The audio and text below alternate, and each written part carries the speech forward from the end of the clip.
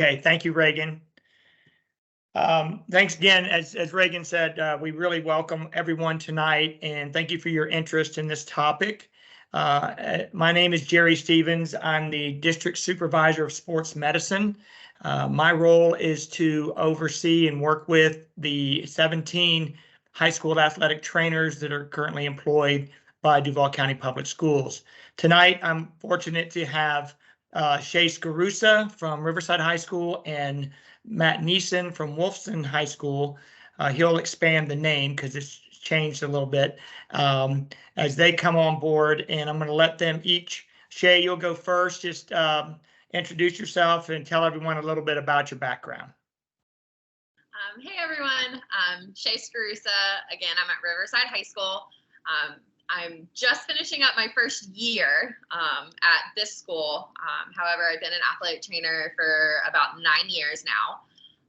So most of that was in the high school setting, did a little bit of clinical work, and now I'm thankful to be back at the high school. Thank you. Matt? Hi, my name is Matt Neeson. I am the athletic trainer at Samuel Wolfson School for Advanced Studies, or Wolfson as most people know us. I've been at Wolfson here for 4 years now, and I've been in the athletic training profession for about a decade, both in the secondary school setting as well as clinics, and even a little bit of college through my GA-ship. Very good.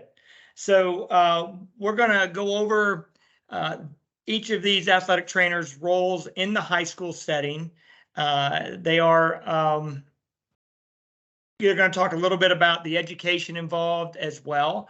But just to start off is in Duval County, our athletic trainers are full-time athletic trainers. They are not, they have no teaching responsibilities.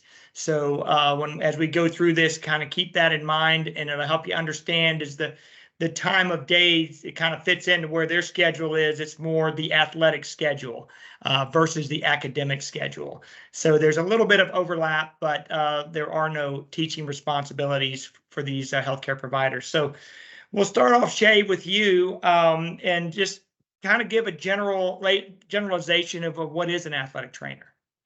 Sure. So an athletic trainer is a specialized and unique healthcare provider. We complete either an undergraduate program, a graduate program, or sometimes even a postgraduate program in the field of athletic training through accredited universities. Once we meet all of our educational standards, we're then able to sit for our national exam, which is given through the Board of Certification and the National Athletic Trainers Association. Upon successful completion of that, we're then able to work as an athletic trainer. In most states require a licensure, which is a whole nother thing that we have to apply for and obtain and maintain throughout our careers. And in Florida, it's through the Medical Quality Assurance Division through the Florida Department of Health. So we have to do that every 2 years, as well as maintaining our national certifications also every 2 years. Before I bring Matt in for the next question, I want to expand on that a little bit. Very well done. I also sit on the board of Florida Board of Athletic Training. So all healthcare professions in the state of Florida have a board of professionals that govern those and make sure that we follow the licensure requirements in the state. And one of the things that all athletic trainers are required to have, in addition to that certification and the state licensure, is what's called a standing order protocol, or SOP. And we are working under the direction of a physician when we are doing our daily activities. So I'm going to share my screen so that you can see basically what an SOP looks like. And we're not going to go through it all, but just so that you understand that this document is an agreement between a volunteer team physician and the athletic trainer at that school. And it lays out all the different things that that athletic trainer within our scope of practice is allowed to do on a daily basis. In the high school setting, we are dealing with with minors. We're dealing with children, so there are a few more limitations than our colleagues at the collegiate and professional levels that are dealing with adults can do. But this is a contract that's good, and it's redone each year. And you can see it lists a lot of the things that we are allowed to do. So I just wanted to bring that to the audience's attention so that you could understand everything as far as that goes from our practice perspective. So with that said, Matt, give us a little idea. I mean, this is a kind of a new concept in Duval County. In fact, a third of high schools in the nation don't even have a full-time athletic trainer or even access to an athletic trainer. So give us an idea of how that came about, and then about how many student athletes are you responsible for at Wolfson? Sure thing. So back about, Jerry, you can correct me if I'm wrong on years, but 5 to 7 years ago, we had the Project 17 start, which was a partnership between Duval County Public Schools with the Jacksonville Sports Medicine Program, the Jacksonville Jaguars, Wolfson's Children's Hospital, Nemours, Brooks Rehabilitation, and other community partners to bring full-time athletic trainers into the high school. So how that program worked was we slowly integrated athletic trainers into a handful of schools each year. That athletic trainer worked as a graduate assistant, earning their master's degree from Jacksonville University. And then after that 2 years, Duval County Public Schools would then be prepared to hire that athletic trainer or an athletic trainer full time. During that 2 years, we were able to establish athletic training rooms, build out the equipment needed to provide our services, as well as introduce the profession to these students who might not have come in contact with an athletic trainer before. So now, as it stands, we have 17 athletic trainers full-time employed with the school, and their primary focus is athletic training in the afternoon with the sports. So at Wolfson here, I have anywhere between 200 to 300 athletes in total over the season.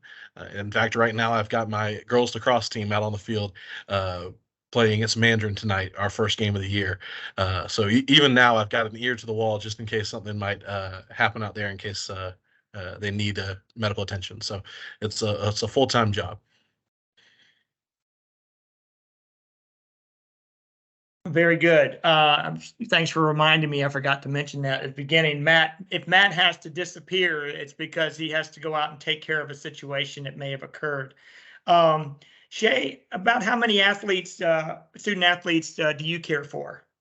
I would say total we have about 300, maybe 400 athletes. A lot of our overall student population plays athletics here, so. Exactly. So, so with the 17 schools, we range from a school of the size of Wolfson, roughly, with 200 to 300 student athletes, to our larger schools that may have close to 1,000 student athletes, where the athletic trainer is responsible for the safety and management of anything that may occur to that student athlete while participating for Duval County Public Schools.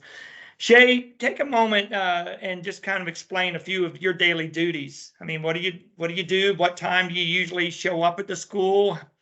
How long does your typical day go? Yeah, so I typically get to school anywhere from 11:30 to 12:30, just kind of depending on how late I was there the night before, covering games. And then school gets out at 2. I do have some early college kids that come in for treatment when they get out of their college classes about 1:30. So I make sure that I'm here for them. So that kind of helps to lessen the blow of who all comes in as soon as the school bell rings. But during that time, when I'm not doing the treatment, I'm catching up on paperwork, making sure everyone has updated physicals on file. I'm communicating with teachers who our athletes might be in concussion protocol with, just to make sure that they're doing okay in class, if they're complaining about anything. Going and just checking in with my administration, letting them know I'm on campus if any situations during the school day do arise while I'm there. And if they need my assistance for anything, I call parents, check up on any follow-up kids. We have a lot of Douglas Anderson kids, so I don't typically get to see them that much because they're part of our off-campus sports. So they just go straight to the baseball field, softball field, whatever.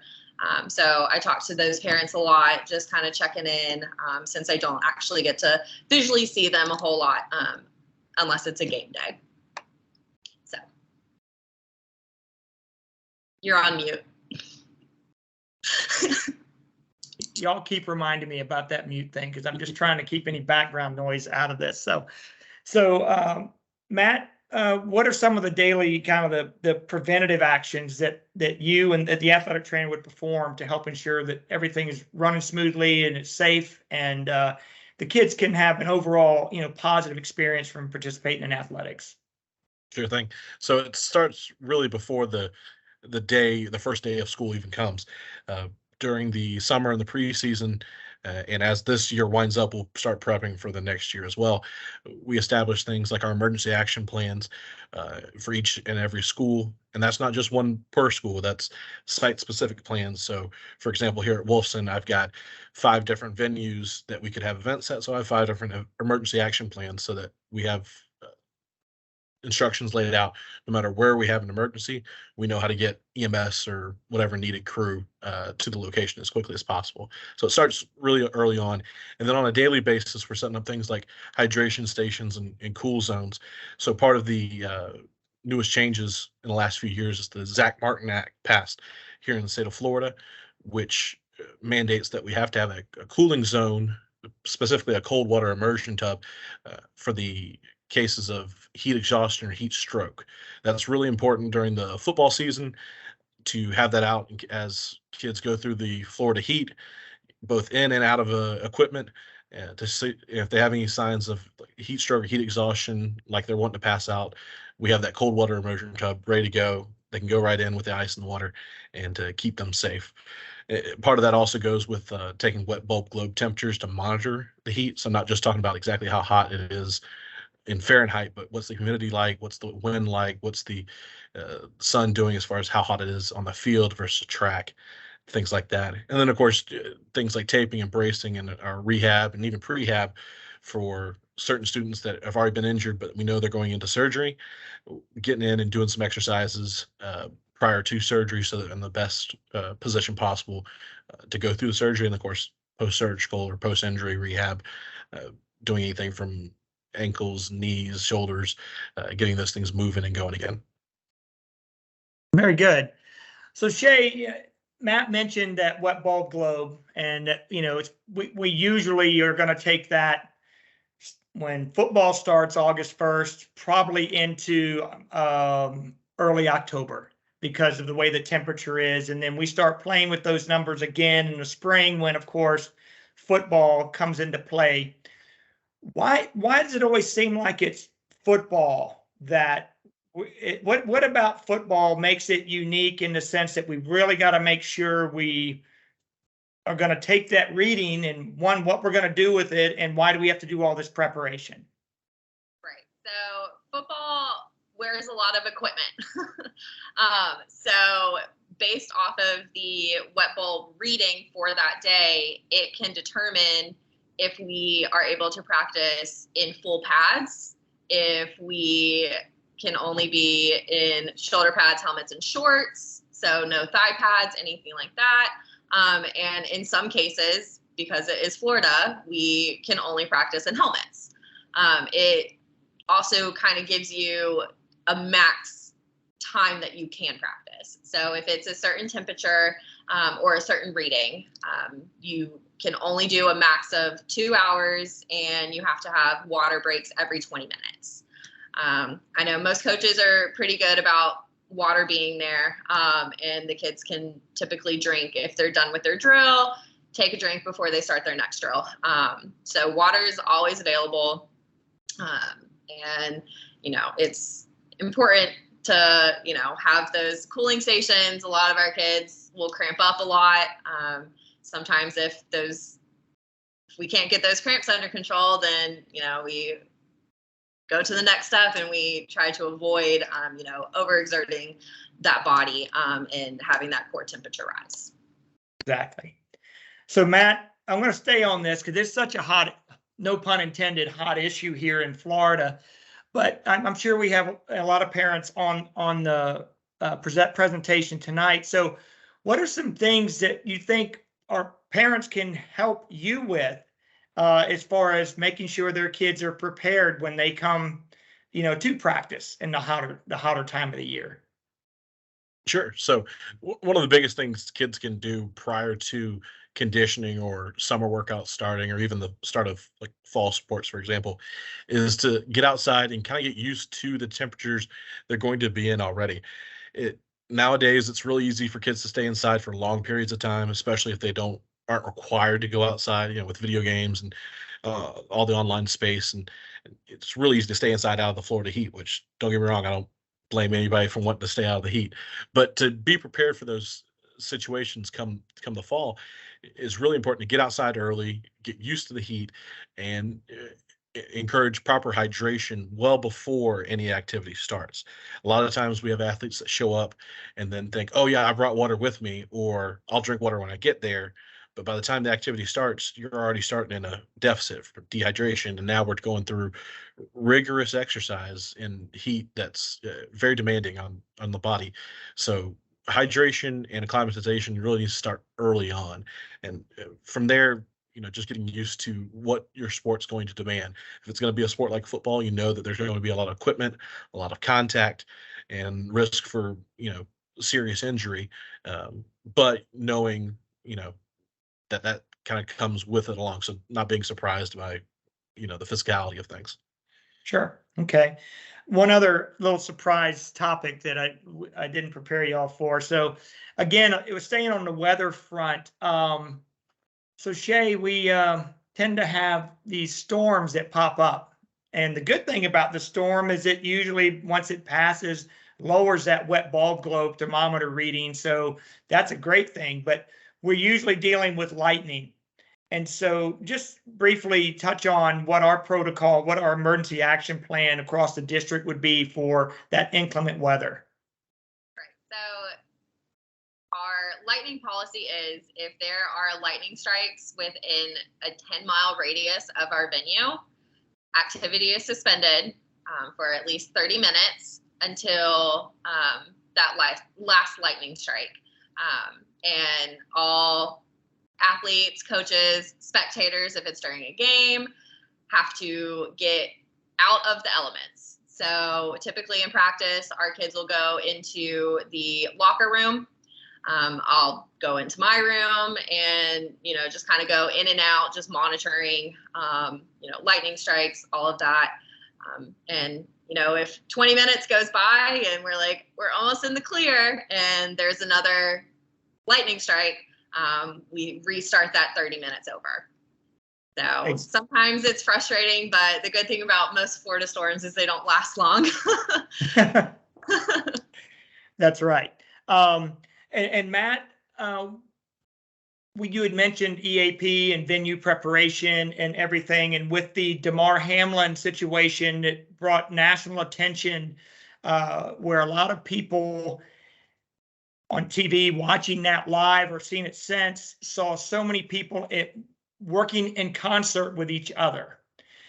Can you explain how in Duval County, I mean, with you as the lead, our athletic trainers as the lead, how we practice that and how, we try to create that same type of response when we have that situation occur? Sure thing. So part of our emergency action plan is knowing exactly what emergency equipment we have on site during a given venue or a given competition. So for example, during football, we have myself as the athletic trainer on the sideline, as well as EMS crew. So for here at Wolfson, we'll have Jacksonville Fire and Rescue Department, and they have a lot of equipment, including oxygen splints, a whole bunch of first aid equipment, but as one of the big parts, spine board as well. But one of the things I carry out to each game, not just football, but all sports in general, is an emergency red bag that has a AED in it, which is one of the biggest keys for survival after an event like Damar Hamlin went through. Um, Part of that also has to deal with how many people you have who are CPR certified. So, for example, in this situation, you have myself, both EMS personnel from JFRD. During the football season, our team physician is at our home games. We're likely to have him on the sidelines, who is also CPR certified, and of course, our coaches go through that same certification as well. So, all of us in unison, including the athletic director, principal when he's on site, and even the officials would coordinate emergency situations similar to what you see on the field at the NFL level. The big difference between the two would be the total number of medical personnel between the NFL and here. But at the end of the day, that's still an athletic trainer who's running out onto the field to help coordinate that emergency situation. Excellent. And one of the nice things that now that all 17 schools in Duval County have a full-time licensed athletic trainer, about half of the games, football anyway, or anything during football season especially, you'll have a colleague on the other sideline that will give you another set of skills that can help in those. And we work together in those types of settings. And as I wait for Shay to come back, Duval County Public Schools, our athletic training program is unique in the sense that we work as a cohesive unit. So Matt is the athletic trainer at Wolfson, but we do come together throughout the year because we have Gateway Conference events that are large events, Gateway cross country. We have the Gateway Conference swimming. We have the Gateway Conference wrestling. And then we have the track meet and girls weightlifting. So at different times of the year, there'll be a large event that there may be, 300 or 400 athletes competing. And it's too much for just one individual to be the sole caregiver for those. So we collaborate with each other, and this spring, Matt will be hosting the Gateway Conference track, and then his fellow athletic trainers will sign up for shifts to help, so that we usually have 3 or 4 at a time at the venue throughout the entire venue, which then helps to make sure that we have enough in the event we have that emergency situation. We can manage it appropriately.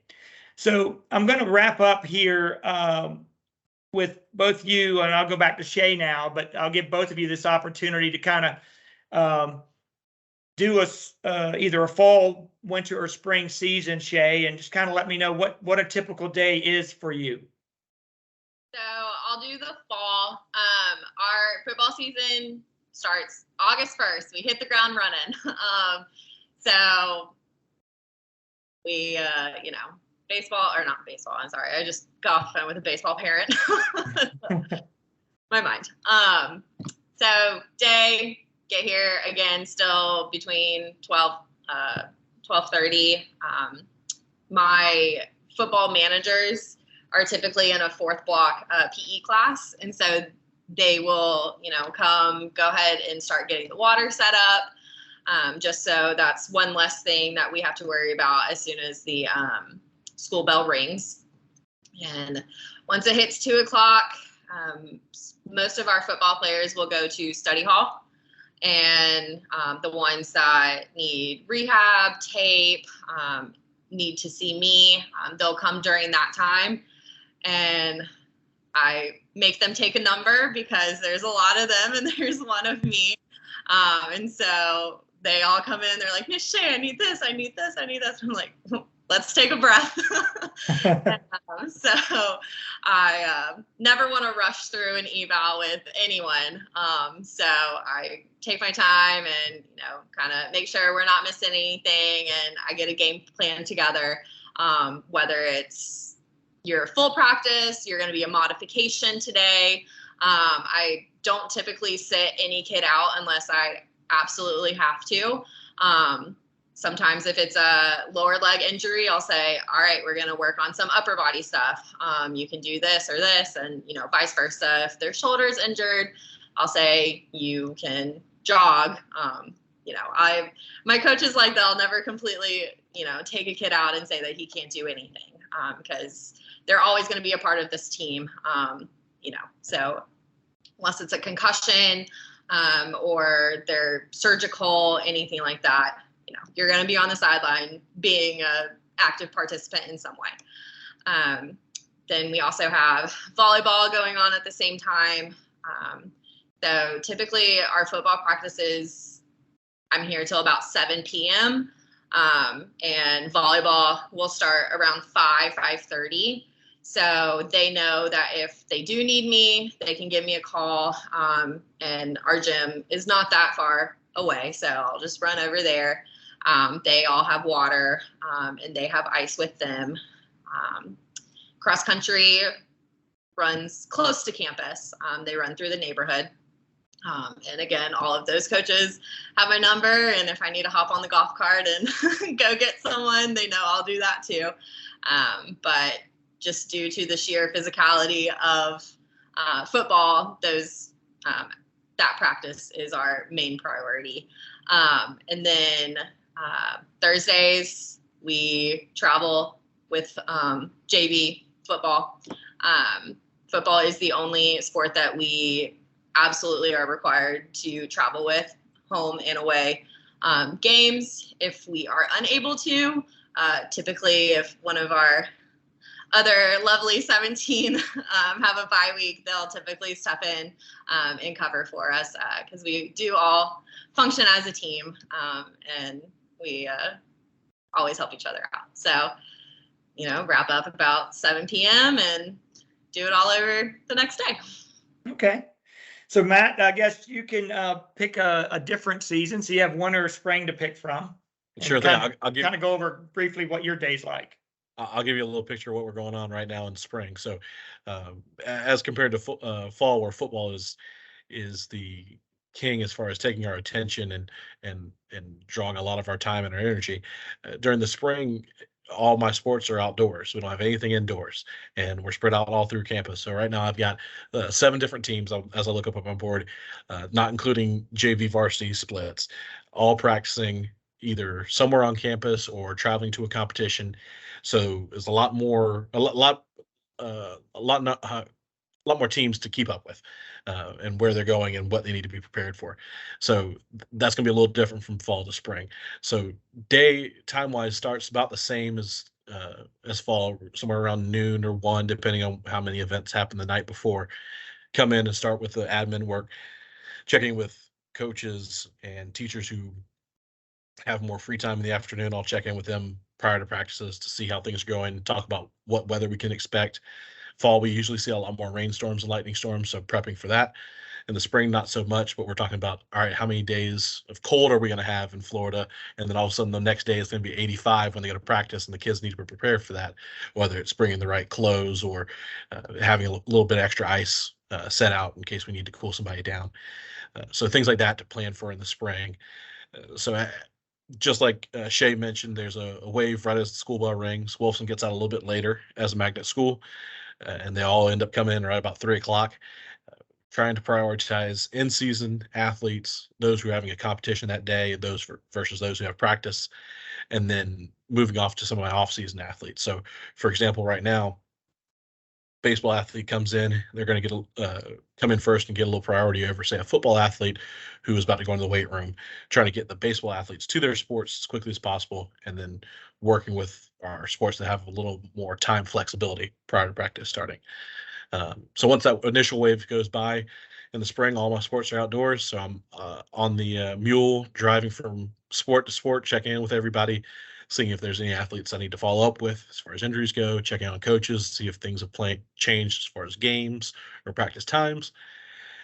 And then ultimately, as the practices wind up, setting up kids with ice, rehab programs if they needed, some exercises to do after practice, and then closing up shop and getting everything cleaned and ready for the next day, and starting all over again. It's always a fun process. The best part about it is that each day is different than the last day. So a typical day is kind of hard to answer,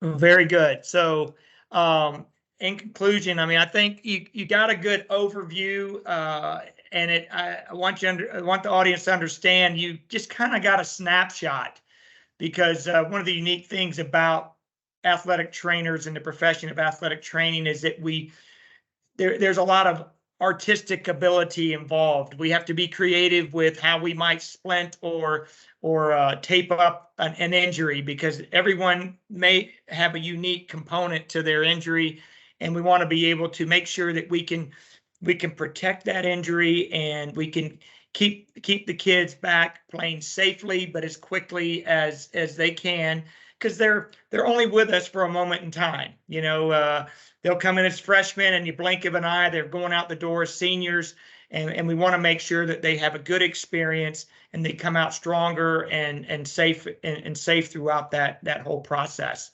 So that pretty much brings us to our conclusion tonight. If there are any questions in the chat, I don't see any, but if anyone has any questions, we'd love to answer those.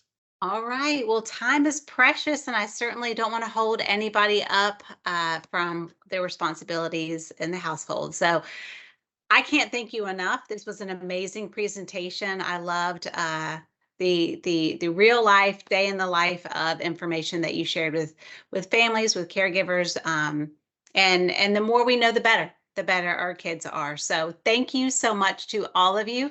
Families, if you would like to rewatch this course or refer a friend or another family member to watch it for themselves if they missed it, or you think that there's information that they should know, log back into our website, duvalschools.org/Parent Academy, and I'll put it in the chat, to review it beginning March 1st. It will be there March 1st for the month, and you can watch it 24 hours a day.